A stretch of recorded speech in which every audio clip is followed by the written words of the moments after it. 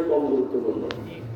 হ্যাঁ, আমার সামনে যদি কয়েক টুকরো মুরগি, গরু, ছাগল, হাঁস, মানে অনেক রকমের তরকারি দেওয়া হয়, আমি বিশ্বাসী একটা দিয়ে খাবো না, কটাই নেব। আপনারা ভালো মতো হয়তো একটা তরকারি দিতে পারেন, আমি কিন্তু একটাও খাবো না। কি বলেন? ঠিক। কিন্তু বলবো না যে একটা খেলেও হয়, কারণ পেট ভরার জন্য সামান্য কিছু হলেই যথেষ্ট। একা একজনের তো দরকার নেই। বাকিটা মানে এই খাওয়ার ক্ষেত্রে পেট ভরার জন্য যা, এটা খরচ, আর বাকিটা কি নফল। নফল ফতোয়া দিচ্ছেন। আমি বলছি খরচ নফলের তফাৎটা বোঝাচ্ছে, এটা আবশ্যিক আর এটা হলো বলে ভালো না বলে নাই। তো খাওয়ার বেলায় যেটা ভালো সেটা ছাড়ি না, টাকার বেলায় যেটা ভালো সেটা ছাড়ি না, জামা কাপড়ের বেলায় যেটা ভালো সেটা ছাড়ি না, বাড়ি ঘরের বেলায় যেটা বেশি ভালো সেটা ছাড়ি না, কিন্তু ইবাদতের বেলায় তখন বলে ওটা তো নফল থাক না। আপনাদের কি করছো? আমরা হুজুর মাওলানাদের একই ব্যাপার। আল্লাহ আমাদের সবাইকে হেদায়েত দান করুন। আমিন আমিন। রাসূলুল্লাহ সাল্লাল্লাহু আলাইহি ওয়াসাল্লাম সারাটা জীবন ইতিকাফ করেছেন। নবুয়তের আগে ইতিকাফের থেকে বেশি কষ্ট করেছেন, কারণ গায়ে হেরায় থাকা ইতিকাফের থেকে বেশি কষ্ট। ইতিকাফে তো তাও লোকালয় আছে, পাঁচ ওয়াক্ত নামাজে কিছু না কিছু লোক আছে, যে এক কথা বলা যায়, কিন্তু গায়ে হেরায় থাকার অবস্থান মানে যে ওই সময় নির্জনে কেউ যাচ্ছে না, উনি একা। এটা ইব্রাহিম আলাইহিস সালামের শরীয়ত অনুযায়ী একটা ইবাদত, তাহাজ্জুদ বলা হয়। তো যাই হোক, আল্লাহ তাআলা আমাদের ইবাদত করার তৌফিক দান করুন। আমিন। তো ইতিকাফ খুব গুরুত্বপূর্ণ ইবাদত, আমাদের অনেকেরই বেখেয়াল হয়ে যায়। আল্লাহ তাআলা আমাদেরকে করার তৌফিক দান করুন। দশ দিন হলে ভালো, না হলে 3 দিন হোক, না হলে 1 দিন হোক, অন্তত শুরু হোক। 1 দিন দিয়ে শুরু করেন, 1 বছর 1 দিন হোক, তার মধ্যে 3 দিন হোক, তারপরে 10 দিন হোক, আস্তে আস্তে উঠতে থাকে। একটু চেষ্টা করেন, একটা সুযোগ আছে। হ্যাঁ, যাদের অসুবিধা আছে যে আপনি ইতিকাফ করতে গেলে জীবিকা নির্বাহের অসুবিধা হবে, সেক্ষেত্রে আপনি করবেন না, কারণ আপনার হালাল রুজি করাটা ফরজ, আর এটা হলো সুন্নত নফল। ফরজকে গুরুত্ব দিয়ে তারপরে সুন্নত করতে হয়। এমন নয় এখন আমরা বললাম সেজন্য আপনি দিন মজুরি মানুষ 10 দিন ইতিকাফে ঢুকে পড়লেন, আপনি খাবার দাবারের কষ্ট হয়ে গেল বাড়িতে, তাহলে কিন্তু সব হলো না, তাহলে ভুল হয়ে যাবে। আল্লাহ তাআলা আমাদের তৌফিক দান করুন। আমিন।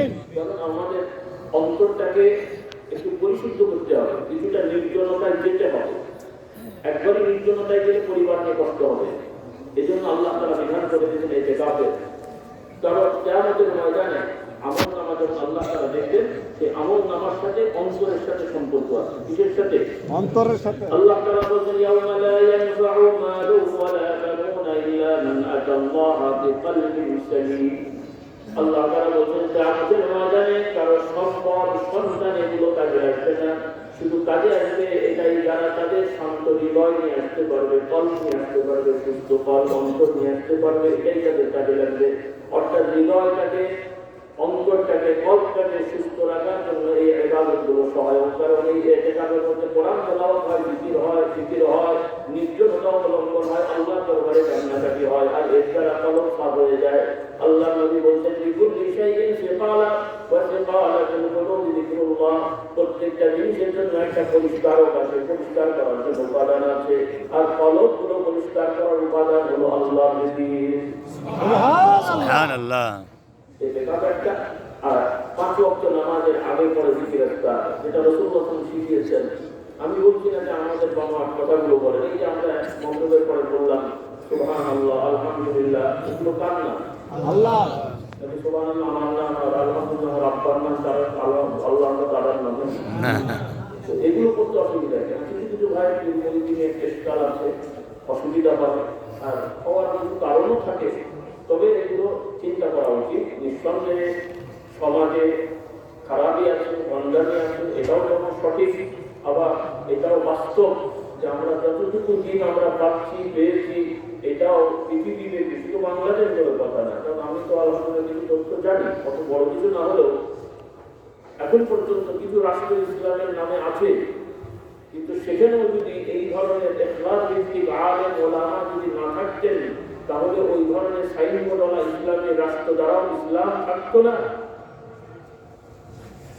কারণ নামে ইসলামী রাষ্ট্র শরিয়া অনুযায়ী কোড চলে, তারাও এখন কলেমা শরীফ লাগানো গ্লাস দিয়ে গান গাইছে। নাউযুবিল্লাহ। কি ধরনের ইসলাম হলো রে বাবা? নাকি বিসমিল্লাহ বলে মস্তাকে কবুল করে? আল্লাহ আমাদের হেদায়েত দান করুন। আমিন। এজন্য এগুলো এখনো ইসলামের, আর এটা আল্লাহ তাআলার বিধান। আল্লাহ তাআলা দিন হেফাজত করবেন। আল্লাহ নবীও বলছেন সাল্লাল্লাহু আলাইহি ওয়াসাল্লাম যে মদিনায় ইসলাম মদিনা থেকে শুরু হয়েছে, আবার মদিনায় ফেরত যাবে। আবার অন্য রিওয়ায়াতে আছে রাসূলুল্লাহ সাল্লাল্লাহু আলাইহি ওয়াসাল্লাম বলছেন ইসলাম অপরিচিত অবস্থায়, মানে মানুষ এটাকে চিনত না, জানতো না, এটাই বাস্তব সত্য, কিন্তু মানুষ ভুলে গেছে। এই সময় আল্লাহ এই অবস্থায় আল্লাহ তাআলা ইসলামে জারি করেছেন। আবার এমন অবস্থা হবে যে সঠিক ইসলামটা মানুষ ভুলে যাবে, ইসলামের নাম থাকলে সঠিক ইসলাম জানবে না। নাউযুবিল্লাহ। যেটা কিছুটা ভাবসা হয়ে যাচ্ছে, অনেকটাই ওই দিকে যাচ্ছে। আল্লাহ তাআলা আমাদের হেফাজত করুন। এই জন্য খাঁটি দ্বীন ঈমান আকীদা বোঝার জন্য এগুলো আমাদের দরকার। অনুরোধ থাকবে আপনারা বায়ান হবেন না, সেটা আপনাদের ইখতিয়ার, সেখানে আপনাদের রুচি থাকতে পারে, স্বাভাবিক। কারণ বায়ানকারীদের সাথে ব্যক্তিগত অভিরুচির সম্পর্ক, একজনকে মানবেন কি মানবেন না আপনাদের ব্যাপার, কিন্তু আল্লাহ জিকির করতে হবে, এতে তো আর অভিরুচির বিষয় নেই। ইবাদত বন্দেগী করতে হবে, এতে তো আর ভালো না লাগার প্রশ্ন নেই, ঈমান থাকলে। আর এখানে কোনো পীর মাশায়েখ তো স্বতন্ত্র বানাওয়ার কোনো দিন হতে পারে না। প্রকৃত যারা শায়েখ পীর আলেম, তাদের কাজটাই তো হলো আল্লাহ নবীর সুন্নাত প্রচার করা, নাকি বানাওয়ার কথা প্রচার করা। এটাই তো বাস্তব। আর আমাদের মুরব্বীগণ যাদের দায়িত্ব আমরা পেয়েছি, তারা এই নীতির উপরেই ছিলেন, আলহামদুলিল্লাহ। একটা হলো ফাতোয়া, আর একটা হলো শিক্ষা আমল, দুটোর মধ্যে তফাৎ আছে। একটু সহজে বুঝিয়ে দিই, তাহলে বুঝতে করতে হবে। আমাদের অনেক সময় কালের বিবর্তনে আমাদের যারা মুরব্বীরা ছিলেন, তাদের অনেক কাজকর্ম আমরা ভুলভাবে আমাদের কাছে তথ্যগুলো পৌঁছেছে, যার কারণে আমাদের কারো ধারণাটা স্পষ্ট হয়নি। সঠিকভাবে যদি আপনারা বিচার করেন, দেখবেন যে আলহামদুলিল্লাহ তারা সততার উপর ছিলেন, স্বচ্ছতার উপরে ছিলেন, আলহামদুলিল্লাহ। একটা হলো ফতোয়া, আর একটা হলো আমল। ফতোয়া হচ্ছে আমল কি, যে যত সুন্দর ভালো পোশাক পরে নামাজ পড়া যায় তত কি ভালো। যেমন হাদিস শরীফে আছে জুমার দিন পরিপাটি হয়ে জুমার দিনে যাওয়া, ঈদের দিন সব থেকে ভালো জামা পরা, আছে না নাই? জানা জিনিস নাকি ময়লা জামা পরে যাওয়া না, আমি বলে দেবো যে আমি আল্লাহর ইবাদতে যদি ধুলোবালি গায়ে দিয়ে যাই, তাই বলা যায়।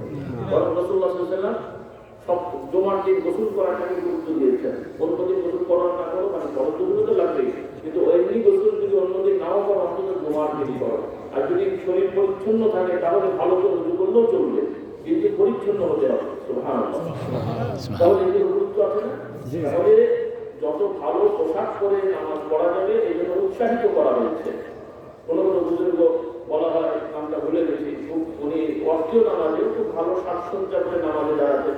ব্যক্তিগত তাহাজ্জুদ বা অন্য নামাজ পড়ার সময় খুব সুন্দর পোশাক পরে নামাজ পড়তেন। ওনার খাদের ছাত্র মুরিদ ছাত্রী জিজ্ঞেস করতেন, আপনি তো বাড়িতে নামাজ পড়বেন, এত সুন্দর জামা পড়ার কি দরকার? কেউ নেই তো।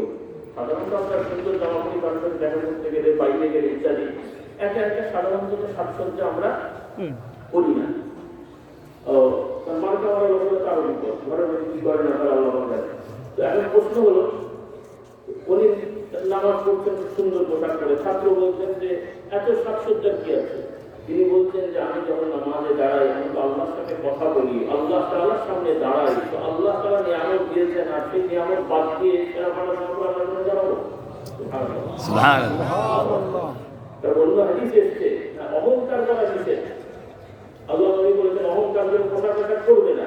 এক সাহাবী বললেন, ইয়া রাসূলুল্লাহ, আমরা যদি কেউ ভালো সুন্দর জামা পরে, একটু ভালো লাগে, ভালো জুতো পরি, সুন্দর জুতো পরি, অহংকার করছি না, কিন্তু আমার সামর্থ্য আছে এই জন্য করছি। তখন রাসূলুল্লাহ বললেন, হ্যাঁ, কেউ যদি অহংকার না করে তার সামর্থ্য অনুযায়ী করে, বরং এটাতে আল্লাহ তাআলা খুশি হন। আল্লাহ নবী বলছেন আল্লাহ তাআলা চান তার নিয়ামতটা বান্দার যাকে দিয়েছেন, তার নিয়ামতটা তার মধ্যে প্রকাশ পায়। সুবহানাল্লাহ। তাহলে এটা নিয়তের সাথে সম্পর্ক। একদম সুন্দর জামা পরে হাঁটছে, কেউ পাশে গেলে এখন জামাটা ময়লা হয়ে গেল, কেমন হলো না হলো, এটা একটা খারাপ জিনিস। আর একজন সুন্দর জামা পরেছে, আল্লাহ তাআলা বখিলি করেনি, কীর্তেনি করেনি, আল্লাহ টাকা দিয়েছেন, সুন্দর জামা পরেছেন, তার নিয়ত আমি এই জামাটা কিনেছি। একটা লোক জামা বানিয়েছে, দর্জি জামা কাপড় বানিয়েছে, তারাও কিছু ইনকাম করুক, আলহামদুলিল্লাহ। আমার আপনাদের মধ্যে এরকম করছে, এইখানে ঘুরে দিচ্ছেন, ওখানে ঘুরে দিচ্ছেন, তখন ছোট আমরা এগুলো কেনার দরকার নেই। আপনার বাবা বেচারা গরিব মানুষ বসে আছে, আমি কিনলে একটু সব হবে। গরিব আমাদের হিসেবে লাগছে না, উনি তো নষ্ট করেননি, ওর কাছ থেকে কিনলেন, আমি না খাই, উনি না খাই, আরেকজনকে খাওয়াচ্ছেন, তার চিন্তা যে গরিব মানুষ ঝুড়ি নিয়ে বসে আছে, আমি তাড়াতাড়ি কিনে দিই। অনেক সময় ঝুড়ি শুদ্ধ কিনতে লাগবে, একটা দুটো বাড়িতে হয়তো আব্বা বলতে বাবা ঝুড়ি শুদ্ধ, সাধারণ জিজ্ঞেস করলে বলবো যে একটা এই জানা অনেক সময় তোমার ঝুড়িটার দাম কত, ও মনে করতে হবে একই করছে। এই কেমন কথা বলো, যে তোমার সবটাই নিয়ে নেবো, তুমি বসে আছে সারাদিন, যা হয় নিয়ে নেয়। এইভাবে আল্লাহ তাআলা আমাদেরকে শিক্ষা দিয়েছেন, নেক নিয়তে ভালো কাজ করলে আমল নামা ভারী হয়। আল্লাহ তাআলা আমাদেরকে তৌফিক দান করুন। আমিন।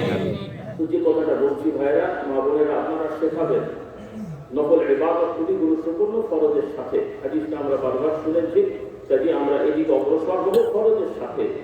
আর নেক আমল ধরে রাখার জন্য কিছু বৈশিষ্ট্য লাগবে। একদিকে আমি মেসওয়াক করলাম, আর একদিকে যদি মিথ্যা বলি সব থাকবে না। একদিকে আমি সুবহানাল্লাহ আলহামদুলিল্লাহ করলাম, আর একদিকে গীবত করলাম, সব থাকবে না। একদিকে কলব জারির জন্য জিকির করলাম, লা ইলাহা ইল্লাল্লাহ, কলবে ধাক্কা দিলাম, অন্যদিকে এই কলবের ভেতরে হিংসা পুষে রাখলাম, আর একজনের ভালো দেখতে ভালো লাগে না। হিংসা যদি থাকে এই জিকিরের কলব জারি হবে না। যদি হিংসা মুক্ত হৃদয় করতে হবে। হ্যাঁ, আল্লাহ রাসূল সাল্লাল্লাহু আলাইহি ওয়াসাল্লাম শিক্ষা দিলেন এক সাহাবীকে, তোমাকে একটা বড় আমল শেখায়, যে সকালবেলা বাড়ি থেকে বের হও, এই আমল তোমাকে শেখাচ্ছি যে তোমার অন্তরে কারো প্রতি বিদ্বেষ রাখবে না। সুবহানাল্লাহ। লাইলাতুল নিসফি মিন শাবান, যেটাকে প্রচলিত ভাষায় শবে বরাত বলা হয়, শাবান মাসের মধ্যবর্তী। এই রাতে নির্ভরযোগ্য বর্ণনা হলো ফজিলত, যে রাসূলুল্লাহ সাল্লাল্লাহু আলাইহি ওয়াসাল্লাম বলেছেন, এই রাতে আল্লাহ রাব্বুল আলামিন তার বান্দাদের ভিতরে যারা আল্লাহর সাথে শরীক করে না এবং একে অপরের প্রতি হিংসা বিদ্বেষ রাখে না, আল্লাহ তাআলা এই রাতে এই ধরনের বান্দাদেরকে এমনি এমনি ক্ষমা করে দেন। সুবহানাল্লাহ। হাদিস থেকে বোঝা গেল এই বৈশিষ্ট্য যাদের আছে, সে যদি সারা রাত ঘুমিয়েও থাকে, হিসাব বাদ দিয়ে না, সারা রাত যদি ঘুমিয়েও থাকে, হিসাব করেছে ফজর করেছে, আর অন্য সময় ঘুমিয়ে আছে, কিন্তু তার অন্তরটা পাক সাফ, সে আল্লাহর সাথে কারোর সাথে শরীক করে না, সে তার অন্যান্য গুনাহ আল্লাহ তাআলা অটোমেটিক তার মাফ করে দেন। সুবহানাল্লাহ। আর আরেকজন সারা রাত জেগে নামাজ পড়ছে কিন্তু হিংসা রেখেছে, সারা রাত জেগে নামাজ পড়েছে কিন্তু গীবত করছে, 8 টাকা সারা রাত নামাজ পড়ে 2 হুজুর একসাথে বলে 3 নম্বর হুজুরের 14 মিনিট উদ্ধার করলো, তারপর আবার আল্লাহু আকবার। বুঝতেছি অনেক সবল না, আমি বাস্তবতা করে তুলে ধরছি, আপনারাই খারাপ পাবো না। আমরা হুজুররা যদি ফেরেশতা মনে করেন, মোটামোটা পাড়িয়ে গেলে কি হবে, তিনটে একসাথে বসতে যে কি করে ভালো করে দেখছেন, সেখানে আমার গোপন ক্যামেরা লাগিয়ে দেন, ওটা কিন্তু হারাম। গোপন ক্যামেরা লাগানো কি হারাম? কারো ব্যক্তিগত ঘর বাড়ি অফিসে গোপন ক্যামেরা লাগানো হারাম, এটাকে হাস্যকর মনে করবেন না। একটা ঘরোয়া পরিবেশে বসে খুব করে ছবি তুলে নিচ্ছে, হারাম, কবি রাখো না, ছেলে খেলা মনে করেন না। প্রত্যেক মানুষের প্রাইভেসি আছে, স্বাধীনতা আছে, তার অনুমতি ছাড়া তার ছবি নেওয়া, তার কথা রেকর্ড করা, এগুলো হারাম। রাষ্ট্রীয় কাজে গোয়েন্দা বিভাগের যদি বিশেষ কোনো নজরদারি থাকে, সেটা বৈধতা আছে রাষ্ট্রীয় কাজে, কিন্তু কোনো ব্যক্তিকে ফাঁসানোর জন্য অকারণে করা, এগুলো হারাম কাজ। সেটা রাষ্ট্রপক্ষ হোক আর সাধারণ মানুষ হোক, সাংবাদিক হন আর এই হোক, কোনো ব্যক্তিকে কারণে অকারণে মনিটরিং করে তার বেশি প্রাইভেসি গুলোকে ব্লক করা বা হিসাব করা, এগুলো হারাম কাজ। কি কাজ? হারাম। ছোট গুনাহ না বড় গুনাহ? বড় গুনাহ, হারাম। বড় গুনাহ। বরং ব্যক্তিগত ভাবে যদি কেউ কোনো অন্যায় করে, সামাজিক পর্যায়ে পৌঁছায় না, এমন গুনাহ যদি আমরা কেউ জানতে পারি, কোনো ভাই বলেছেন, বরং এটাকে গোপন করে রাখা, জেনেও গোপন রাখার সুযোগ থাকলে তাকে নসিহত করা, আর অন্য না পারলে চুপ থাকা, এটাও একটা বড় ইবাদত। এটাও কি বড় ইবাদত? আল্লাহ নবী বলেছেন, কেউ যদি অন্য কোনো ভাইয়ের দোষ ত্রুটি গোপন করে রাখে, আল্লাহ তাআলা তার গুনাহগুলো গোপনে মাফ করে দেন। সুবহানাল্লাহ। গুনাহগুলো গোপন করে রাখা হয় এবং ক্ষমা করে দেওয়া হয়। আর কেউ যদি অন্য কোনো মুমিনকে অপমান করার জন্য, অপদস্থ করার জন্য পায়তারা করে, আল্লাহ তাআলা ওই ব্যক্তিকে অপদস্থ করে দেয়। এই জন্য খুব সাবধান, কোনো মানুষের, কোনো ইমানদার, কোনো নিরীহ মানুষের পেছনে আমরা লাগবো না। আল্লাহ তাআলা আমাদের হেদায়েত করুন। এটা বর্তমানে বিশেষ করে ইয়াং গ্রুপ যারা আছে, নতুন প্রজন্ম, ফেসবুক ইন্টারনেট কেন্দ্রিক, এদের মধ্যে ছেয়ে গেছে, এর কথা ওর কথা ফেসবুক ইন্টারনেটে ছড়িয়ে দেওয়া, এগুলো কিন্তু খুব গুনার কাজ। ঠিক আছে, এরপরে বিভিন্ন লোকের বক্তব্য নিয়ে ক্রিটিসাইজ করা, কটাক্ষ করা, কমেন্টস করা, এগুলো গুনার কাজ। এগুলো নিজে কিনা আমরা করে বেড়াচ্ছি, এগুলো ইসলামের খুব কঠোরভাবে নিষেধ আছে। আল্লাহ তাআলা বলছেন, ওয়ালা তানাবাযু ولا يغتب بعضكم بعضا أيحب أحدكم أن يغفر له من أخيه ميتا তোমরা বিরোধ করো না তোমরা কি চাও ভালোবাসো যে তোমাদের কোনো ভাই মারা গেছে তার করতে যেতে ভালো লাগে না এটা কোনো সভ্য মানুষের কাজ তাই এই ধরনের কাজগুলো করা অসভ্যতা আল্লাহ তাআলা আমাদের এগুলো থেকে হেফাজত করুন আমিন তাই আমল দায়িত্ব রাখতে হলে কবিরা গুনাহ থেকে বাঁচতে হবে অন্য আল্লাহ তাআলা বলেন তোমরা যদি কবিরা গুনাহ থেকে বেঁচে থাকো আল্লাহ তাআলা অন্যান্য গুনাহগুলো maaf করে দেবেন সুবহানাল্লাহ এইজন্য এই বিশেষ করে বান্দার হক কেন্দ্রিক সৃষ্টির হক কেন্দ্রিক ওয়াজিদের যেটা না ঠকায় পাওনাদারদের পাওনা যাতে করে ইচ্ছা করে লেনদি না করি সমস্যা হয়ে গেলে তাদের সাথে আলোচনা করি পাড়া প্রতিবেশীকে কষ্ট না দিই আল্লাহ নবী বলছেন যে ব্যক্তি আল্লাহকে বিশ্বাস করে আখিরাতে বিশ্বাস করে সে যেন তার মেহমানকে সম্মান করে যে ব্যক্তি আল্লাহকে বিশ্বাস করে আখিরাতে বিশ্বাস করে সে যেন তার পড়শি পাড়া প্রতিবেশী নেইবারকে কষ্ট না দেয় যে ব্যক্তি আল্লাহকে বিশ্বাস করে আখিরাতে বিশ্বাস করে সে যেন কথা বললে ভালো বলে আর না হলে চুপ থাকে এগুলো বড় অধিকার রাসূলুল্লাহ সাল্লাল্লাহু আলাইহি ওয়াসাল্লাম বলছেন ঈমানের অনেকগুলো শাখা প্রশাখা আছে সর্বোত্তম উঁচু শাখাটা কি লা ইলাহা ইল্লাল্লাহ ইয়াকিন করা বিশ্বাস করা এটা ঈমানের ফাউন্ডেশন মূল জিনিস আর সবথেকে নিম্ন বিষয় কি রাস্তা থেকে কষ্টদায়ক বিষয় সরানো আচ্ছা আমাদের আলহামদুলিল্লাহ বাংলাদেশ বা ঢাকা শহর সব জায়গায় জেলা শহর থানা লেভেলে যেভাবে মসজিদগুলো এখনো আছে এই প্রত্যেক মসজিদের মুসল্লি ভাইয়েরা প্রতি ফজরের নামাজের পরে যদি শতভাগ না হোক 10% মুসল্লি যদি এই হাদিসের উপরে আমল করে আমাদের পরিবেশটা কেমন হবে ভালো হবে কিন্তু আমরা কেমন ওজিফা করি হুজুর বলেছে প্রথমত খুব কম মানুষই সুবহানাল্লাহ আলহামদুলিল্লাহ করি ওজিফায় বসি শতকরা 3 জন 4 জন তারপরে এই 3 জনের মধ্যে সবথেকে ভালো জিনিস সুফি সাহেব আমার মতো তিনি হয়তো নামাজ পড়ে যে পাশে চায়ের দোকানের একটা কলা করে রাস্তার মধ্যে ফেলে দেয় এটা অনেক সব হয় সব নাই মানে আমাদের কলার সঙ্গে যতগুলো আসার ফলে তত দোয়া পাবো আমি না দোয়া পাবো না আমি তো বর্তমান পাবো অন্তত যুক্তি বর্তমান মানুষ কষ্ট করে কেমন দোয়া করে তো আমরা জানি না হ্যাঁ আমরা এই মজুরা করে বেড়াচ্ছি অথচ আল্লাহ নবী দেখেন ঈমানের সাথে শেখালে শুধু বললেন না সওয়াবের কাজ আল্লাহ নবী বলছেন এটা একটা ঈমানি দায়িত্ব অর্থাৎ মিউনিসিপ্যালিটি করবে কি করবে না সেটা রাষ্ট্রের দায়িত্ব না করলে ওরা তো ওদের তো ডিপার্টমেন্ট আছে বেতন দেওয়া আছে সবই আছে এখন যদি তারা কাজ না করে বেতন দেয় হারাম হবে আর ওই হারামকে নোংরা করে হজ করো কি হবে আচ্ছা সেটাই তাদের ব্যাপার কিন্তু আমি যদি ইমানদার ইখলাসের সহিত বাড়িতে যাওয়া আসার সময় রাস্তাঘাটে কিছু ময়লা আবর্জনা যদি আমি একটু ফেলে দিই ফেলে দেওয়ার ব্যবস্থা করি এটাও একটা আমার নামায় আমার বড় সবের কাজ হলো এবং একটি ইমানি দায়িত্ব পালন হয়ে গেল এটা হচ্ছে আল্লাহ শিক্ষা কিন্তু এই শিক্ষাগুলো আমাদের হারিয়ে যাচ্ছে আল্লাহ তাআলা আমাদের এই শিক্ষার উপর আমল করার তৌফিক দান করুন আমিন একটা হলো ব্যক্তিগত উন্নতি আধ্যাত্মিকতার অধিকার আর একটা হলো সামাজিক শিষ্টাচারের অধিকার দুটোই আমাদের লাগবে যেটা রাসূলুল্লাহ সাল্লাল্লাহু আলাইহি ওয়াসাল্লাম সাহাবাদের শিক্ষা দিয়েছেন কিন্তু আমাদের দুটোর মধ্যে অভাব আছে আধ্যাত্মিকতাটা তো খুবই অভাব সামাজিকতাটা অনেক অভাব আছে আল্লাহ তাআলা আমাদের সকলকে আল্লাহ থেকে রুজু হওয়ার তৌফিক দান করুন আমিন আমিন তো আসুন সকলে আমরা প্রতিজ্ঞা করি আল্লাহর পথে প্রতীক হব সুন্নতের উপর আমল করব আল্লাহ নবী বলেছেন সাল্লাল্লাহু আলাইহি ওয়াসাল্লাম যারা এই ফিতনা ফাসাদের ভিতরে আমার আদর্শ সুন্নতগুলোকে আঁকড়ে ধরবে আল্লাহ তাআলা তাদের এক একজনকে শত শহীদের সওয়াব দান করবেন সুবহানাল্লাহ পারিবারিক সুন্নত পরিবারের সাথে ভালো ব্যবহার করা এটা তো ফরজ কাজ আল্লাহ তাআলা বলেন ওয়াআশিরুহুন্না বিল মা'রুফ কিন্তু আমরা অনেক দেখতে শুনতে ধার্মিক হলেও পরিবারকে গালাগালি করি গায়ে হাত করি কটাক্ষ করি ক্রিটিসাইজ করি অনেক রকমের অস্বাভাবিক আচরণ করি যেটা কবিরা গোনা কি গোনা আবার অনেক স্ত্রীরাও স্বামীর সাথে দুর্ব্যবহার করেন উদ্ধার করে দেন ইত্যাদি ইত্যাদি এগুলো খুব বিকার আল্লাহ নবী বলছেন আমি জাহান্নাম দেখলাম বেশিরভাগ মহিলা দেখলাম প্রশ্ন করা হলো কেন ইয়া রাসূলুল্লাহ বললেন যে তোমরা অকৃতজ্ঞ হও কুফরি করো আমি বলছি না আল্লাহর সাথে কুফরি করো তোমরা স্বামীদের অকৃতজ্ঞ হও তোমাদের অনেক স্বামীরা তোমাদের হক আদায় করছে তারপর তোমাদের কিছু চাহিদা পূরণ করতে না পারলেই সব অস্বীকার করো যে আমি কিছুই পেলাম না এটা খুব খারাপ বিষয় আপনারা ছেলেমেয়েদেরকে শিক্ষা দেবেন তার অধিকার সে পাবে তাতে কোনো শরীয়তে বাধা নেই বরং অধিকার পাওয়ার জন্য ইসলাম সর্বোত্তম ব্যবস্থা দিয়ে দিয়েছে একজন স্ত্রী তার স্বামী থেকে যদি অধিকার না পায় সে কোর্ট কাছারি পর্যন্ত যেতে পারে কোথাও বলা হয়নি গোনা হবে বরং তো বলে দেওয়া হয়তো তুমি এটা করবে তাহলে সমাজে আমাদের চলবে কেমন করে এটা অনেক রেওয়ায়েত আছে, এগুলো আপনারা জানেন। এই জন্য আপনারা সন্তানদেরকে শেখাবেন। কারণ আজকাল আমাদের ছেলেমেয়েরা বিভিন্নভাবে কল্পনার জগতে চলে গেছে। যদিও আমরা মানে দিবা অত্যাধুনিক সমাজ পাচ্ছি, বিজ্ঞানের কথা বলছি, কিন্তু বিজ্ঞান মনস্ক দাবি করলেও আমাদের সন্তানদের একটা বড় অংশ কল্পনার জগতে চলে গেছে, যার কারণে তারা এই বাস্তবতাটাকে মেনে নিতে পারছে না। আল্লাহ তাআলা নারী পুরুষকে সৃষ্টি করেছেন, স্বাভাবিক নিয়মে তারা বিবাহ শাদী করবে, ঘর সংসার করবে, পুরুষের কিছু মৌলিক দায়িত্ব আছে সেটা পালন করবে, ব্যবসা করবে, চাকরি করবে, উপার্জন করবে।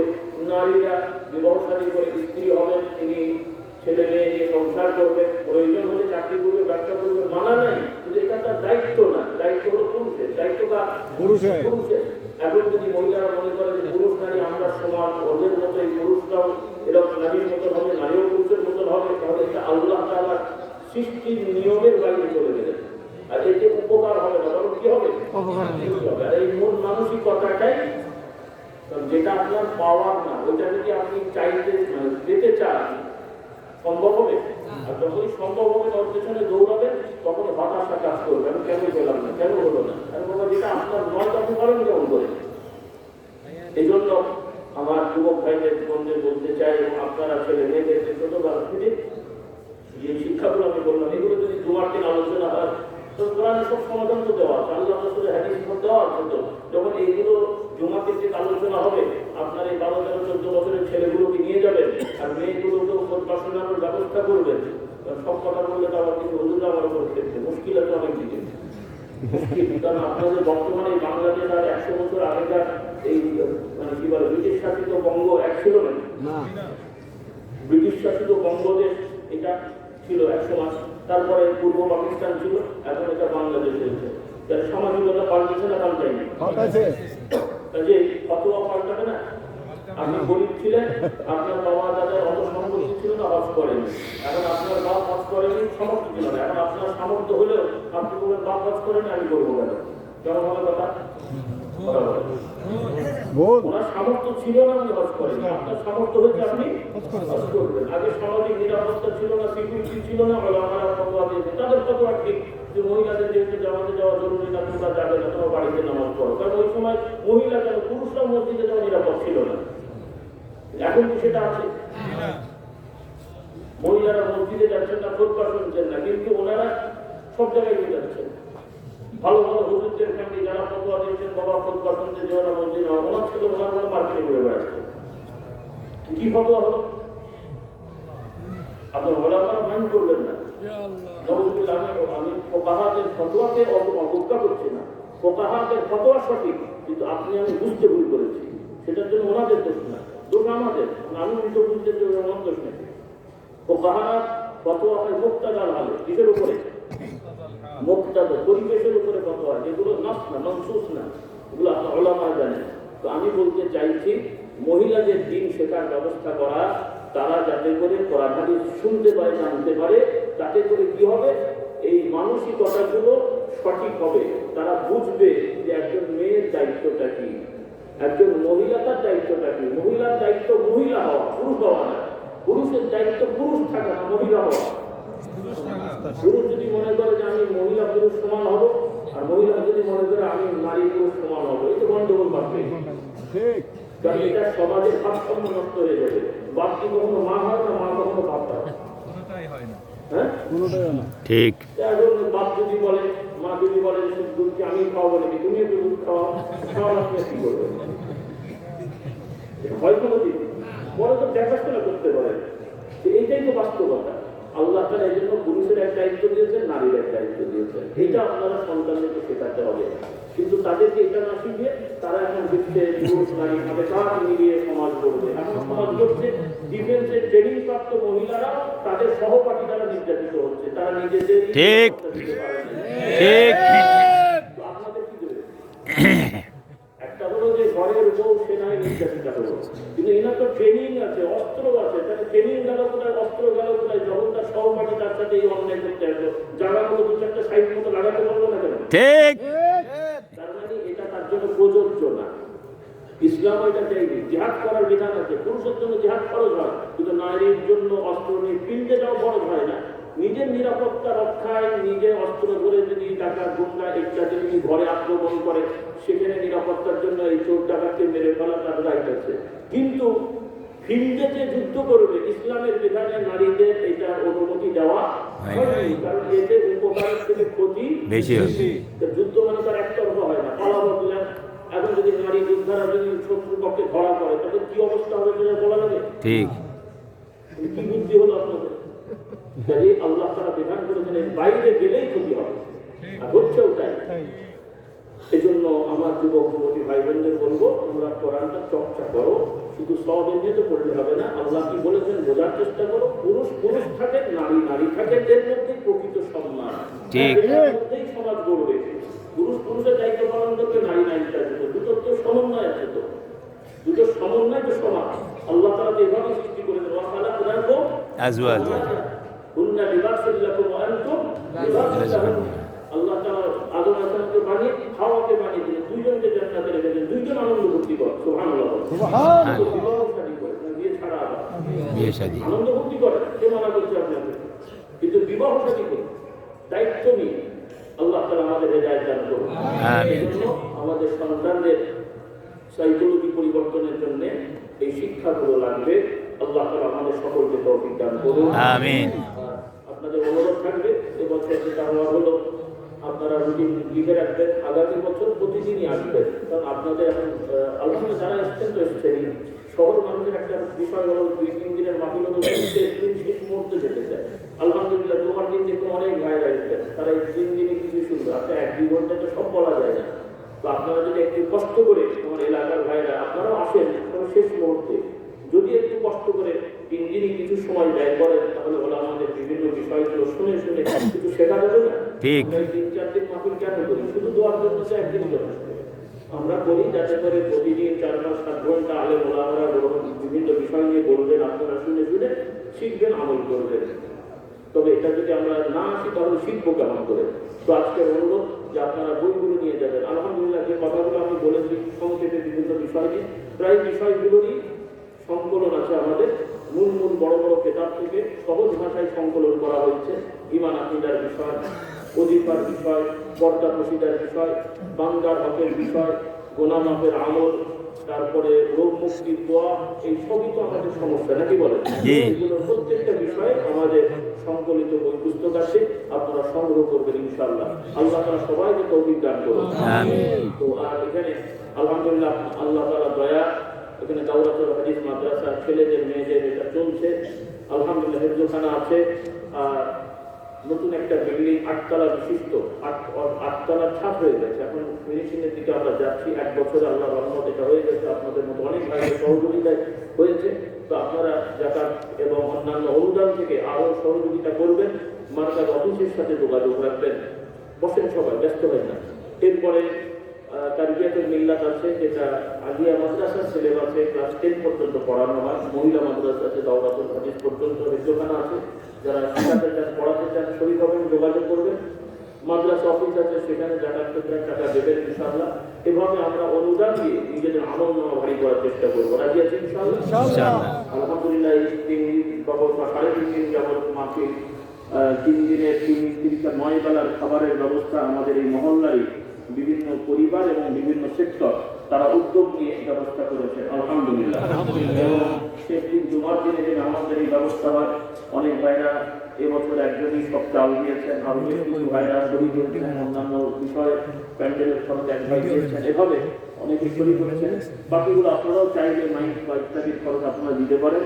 আর পুরোপুরি না হোক, সবাই কিছু না কিছু আমরা শরীর হবো। যারা এসেছি পরবর্তীতে আর সেভাবে বলার সুযোগ হয় না, আমরা সহজ করতে চাই, কঠিন কিছু করতে চাই না। আপনারা যেহেতু দান করার আগ্রহ নিয়ে আসেন, সেজন্য এটাকে ঝুলিয়ে রাখার দরকার নেই যে এক একটা হুজুর বলবে 4টা অল্প অল্প করে আমরা বলবো, সেটা না করে দোয়া হবে। আমরা সবাই যে যতটুকু এনেছি আমরা একদমই রুমালে সব দিয়ে দিই, সবার জন্য দোয়া হবে। আল্লাহ তাআলা কবুল করুন। আমিন। ছাত্র ভাইরা আসছে, খুব আস্তে আস্তে আসবে। ছাত্র ভাইরা খুব ধীরে